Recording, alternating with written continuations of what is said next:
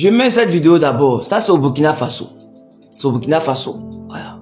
Sous l'ère du capitaine Ibé. Ça vous dit que on peut le faire en moins de 3 ans.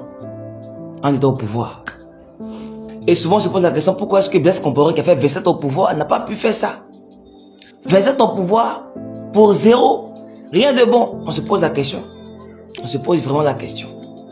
Et lorsqu'on se met à parler du capitaine Ibé et de ses réalisations, ou des gens de l'AES, leurs réalisations, leur avancée, en 3 ans, même si au Burkina, on sait ce qu'ils traversent, le tourisme et tout ça. Je vois certains communicants du RDRHDP, qui sont payés bien sûr, s'attaquer aux communicants du PPACI qui ne sont pas payés. Eux, on ne les a pas engagés pour défendre leur salaire, pour défendre leur ventre. Donc, ils parlent par conviction. Je les vois en train de critiquer les communicants gore, on va dire, les babouriens.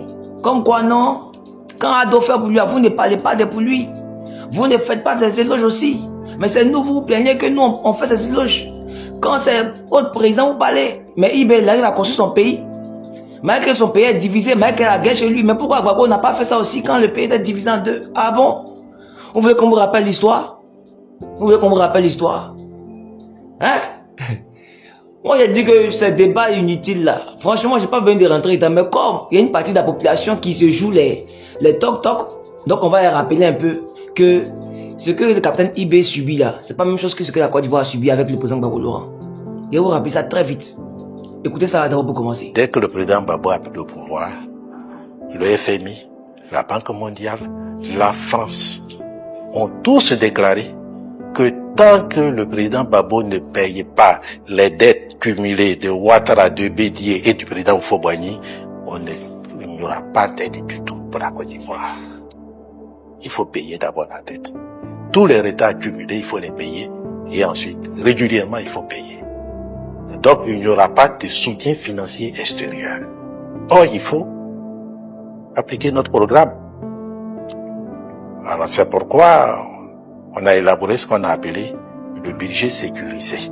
Alors, quelqu'un arrive au pouvoir net, on lui dit non, dette que toi tu n'as pas pris là, 6 milliards de dettes là, faut rembourser. Faut rembourser, sinon tu n'auras aucune aide. Et lui, il arrive net pour s'asseoir. On dit non, il faut rembourser dette que tu n'as pas pris là. Ce que PDCA a pris, ce que le premier ministre de l'époque a pris là, toi, il faut rembourser ça. Voici ce qu'il est en train de faire. Voici pourquoi le budget sécurisé est né.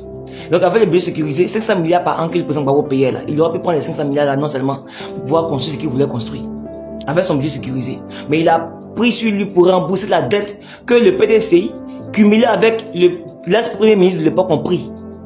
Alors, je vous donne 6 000 milliards. Voilà un chiffre qui donne le vertige, n'est-ce pas? Vous imaginez 6 000 milliards, c'est 60% de la richesse que nous produisons annuellement. C'est effarant. Avec un tel endettement, on peut dire que la Côte d'Ivoire vit au-dessus de ses moyens. Et il a remboursé ça. Donc en ce moment-là, à peine 2000 là, vous voyez ce que lui a commencé à faire déjà.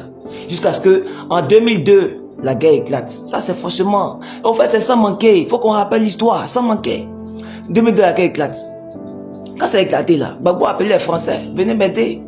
La France dit non, c'est une guerre entre les Ivoiriens, ils ne peuvent pas agir. Gbagbo dit d'accord, il va prendre sur lui. En Bayakroka, ils ont tué une partie des rebelles là. Gbagbo dit non, ce sont les Ivoiriens aussi. Je ne peux pas continuer à faire ça. Et c'est là maintenant que Makoussi a commencé à venir. Ils sont venus mettre les barrières pour diviser le pays en deux, pour dire non, voilà, Makoussi. Et puis on est parti à Makoussi. Très clairement. Donc il y a une différence. Ce que Ibé vit là, lui, ce sont des terroristes. Ce n'est pas des Burkinabés.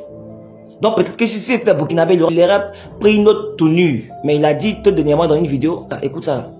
On nous a assez manipulés, on nous a assez mis en conflit les uns contre les autres pour nous piller. Aujourd'hui, au Burkina Faso, ils ont une certitude. Le terrorisme, c'est presque fini. Qu'est-ce qu'il faut faire? Soit créer une rébellion ou créer une guerre civile. C'est ça.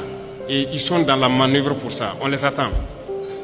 Et il faut que chacun, à son niveau, fasse attention. Parce que si les gens se laissent manipuler, on va les aligner, on va les allumer comme les autres aussi. La manipulation ne doit pas passer. Le capitaine Ibé dit, Si ça va dans la rébellion, il ne va pas chercher à tenir parce que dans ce qu'il est en train de faire là, il n'est pas pour regarder si tu es au côté.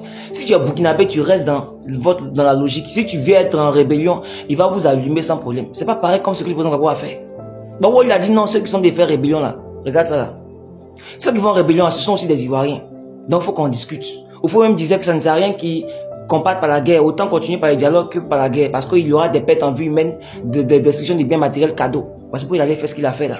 Mais la question qu'il faut se poser, c'est pourquoi est-ce que, quand le pays est divisé en deux là, et 60% du territoire que les gens ont occupé là, ils ont fait quoi avec l'argent? Pourquoi ils n'ont pas développé le nord? C'est-à-dire que vous avez montré que 60% du territoire qu'ils ont occupé là, dans votre rébellion là, vous n'avez rien foutu au nord. Et jusqu'à aujourd'hui, vous n'avez rien foutu encore. C'est clair. Parce que 15 ans de paix, qu'est-ce qui a été fait?